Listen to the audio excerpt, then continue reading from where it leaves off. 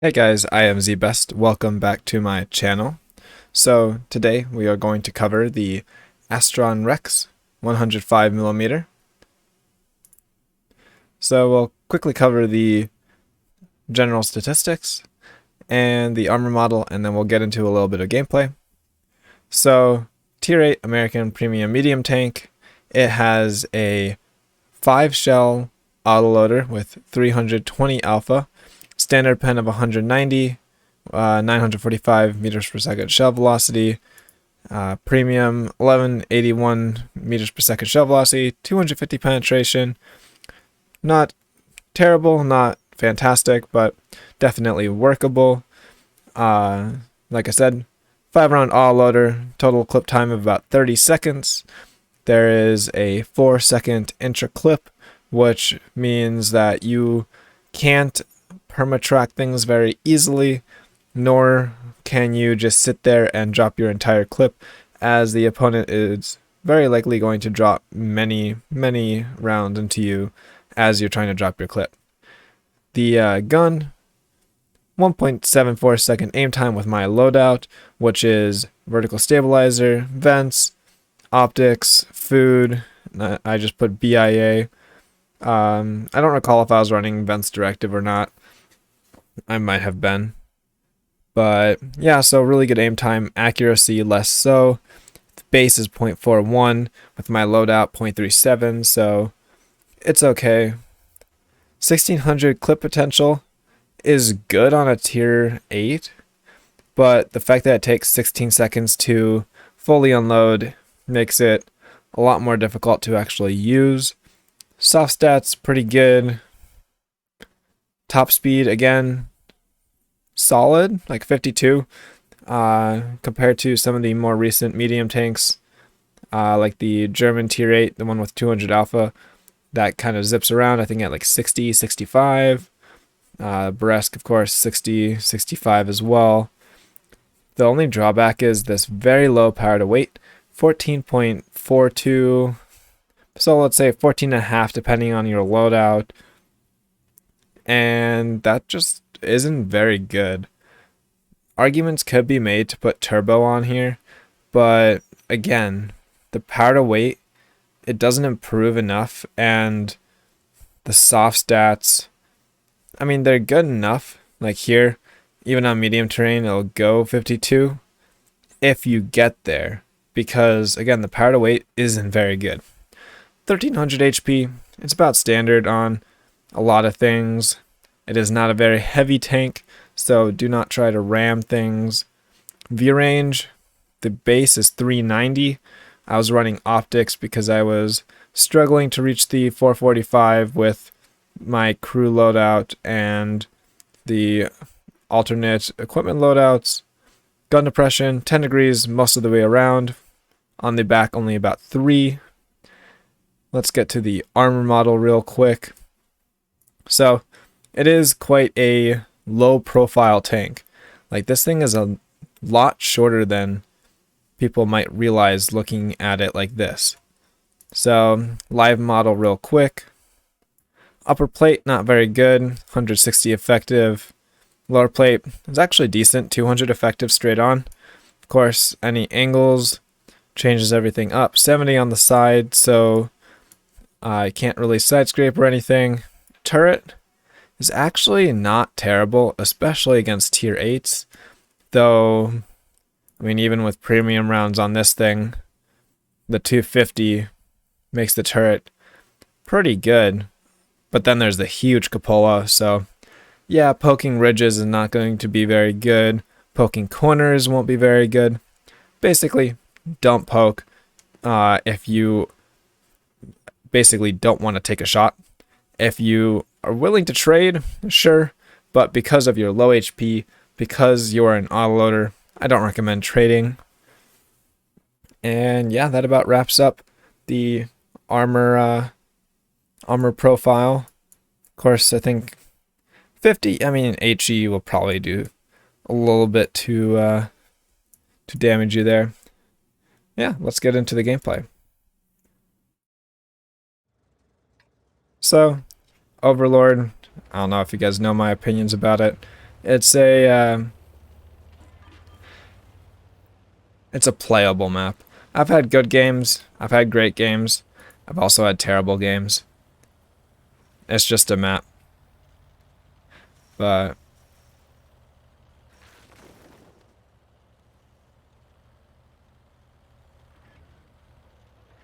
here we see that 30-second interclip reload. It's about standard for multiple shot autoloaders at tier 8. Think the Samoa, that's like 30, 35. 50B, that's a little bit, or sorry, not 50B, 5100, that is a little bit longer, and that's like 47 or 55, somewhere in that vicinity.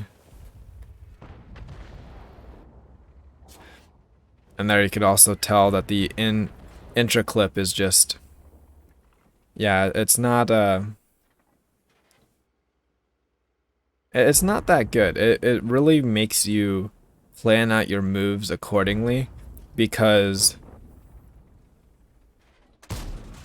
and there's the accuracy, like it was fully aimed in. So that is actually my first damage of the game. I've fired 4 shots and I just have not done any damage. And it took quite a long time to get those shots out as well. This thing does not benefit from short games. There are some tanks that do. Some tanks really prefer the quick games, as they are fast, dump out a lot of damage quickly, and then the game's over. This thing wants the game to be as long as possible. Kind of reminds me of the Rhino at tier 10, the tier 10 Italian heavy tank, the 3-round auto reloader, where it just takes forever to get your shots out. And also forever for you to reload.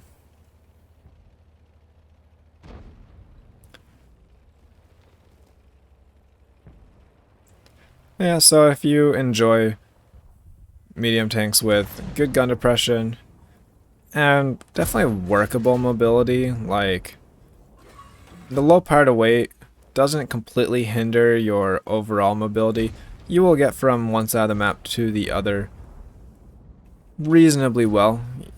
You should see this later this game, I think, where on flat ground, once you get up to speed, you'll be able to kind of book it. But up hills, it is painful.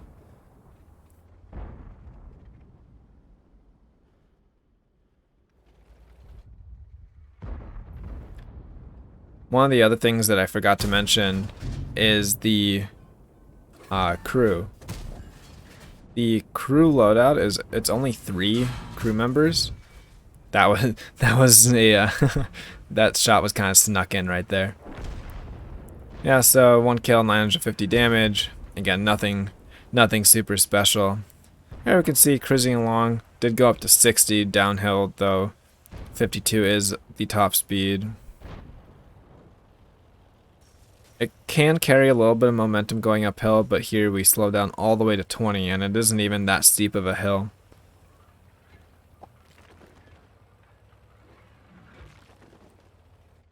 This is the mobility, or lack thereof, that I was talking about, where flat ground, downhill, it's great. Going uphill, it just has no power. Kind of reminds me of an IS-7 in that manner. So back to the whole crew situation. It only has 3 crew members, and because of the way the loader and the radio operator set up, it is not the best crew trainer. The only reason you'd really get this thing is if you enjoy autoloaders, or you just are looking for a unique vehicle, because again, there's a pixel shot right there. That was a bit ridiculous considering the accuracy of this tank. Yeah, so I don't entirely know a real reason to pick this up other than if you're a collector, if you like autoloaders.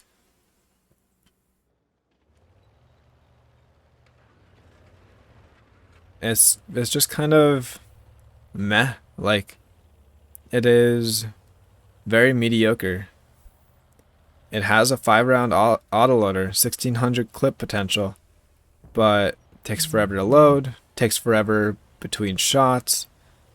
Its mobility is hindered by low power to weight. The armor isn't incredible. The cupola makes the turret basically useless.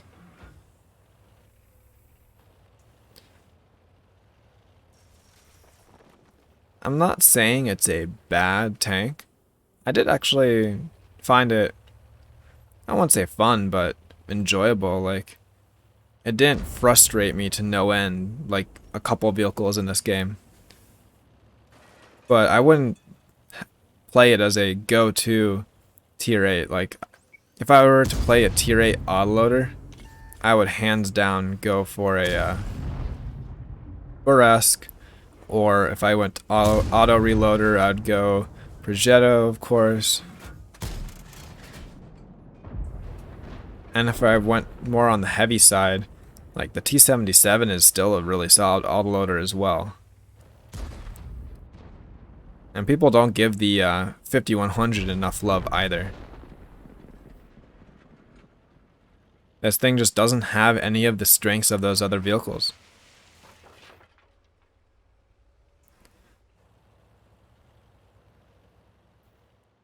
So again, there's the flat ground mobility. Just cruising around on 50 on flat ground.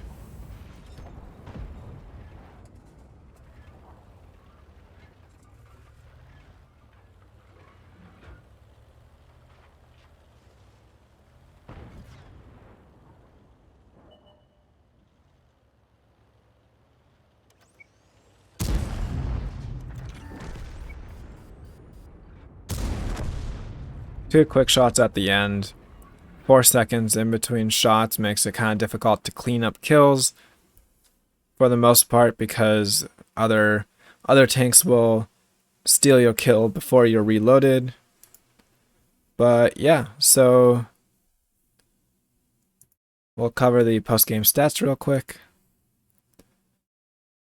I did hit a couple of blind shots, so I did end up with over 4,000 damage, 4 kills, 450 assistance. Nothing super crazy. Like, as you could tell with that gameplay, it wasn't a hard carry.